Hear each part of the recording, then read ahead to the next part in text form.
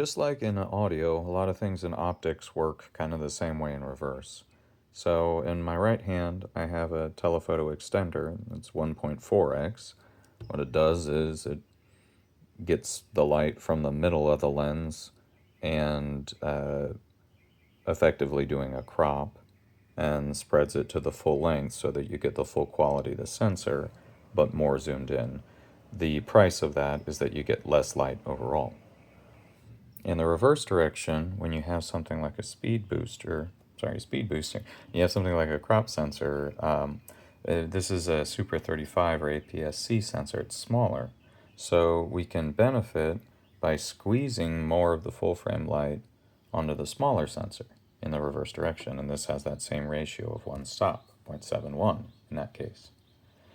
What is nifty that I want to point out that is theoretically possible but doesn't quite work is that you can take this optical element, which is going to pull from the center, or the in this case from a full frame, it would be the Super 35 area or APS-C area, and then beam that to the full frame. It would be less light. You'd lose a stop, so instead of 2.8, it would be 4, and instead of et cetera, right? But you would be able to use the full quality and all 45 megapixels on this thing, or like if you had the C80, you'd use all 6K sampling down to 4K. The only problem is that Canon recognizes when an APS-C lens has been attached here, and it automatically defaults to Super 35 mode and crop. It doesn't actually have to do that, and apparently it didn't used to in earlier models or firmware.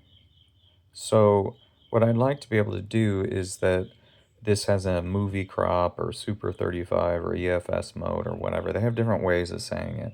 But essentially, I just want to be able to use the full frame and record, even though it knows that this lens on the edge is different. I mean, it gets the numbers all screwed up anyway.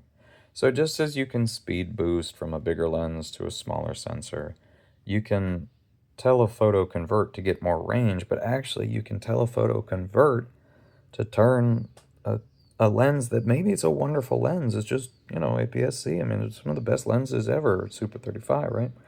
Into a full frame and get the full quality. It is possible, but Canon right now says APS-C, and then it locks it in, and then you just get that little tiny thing. And that's worse than this in that case. So, thanks, guys. Always get the best quality you can.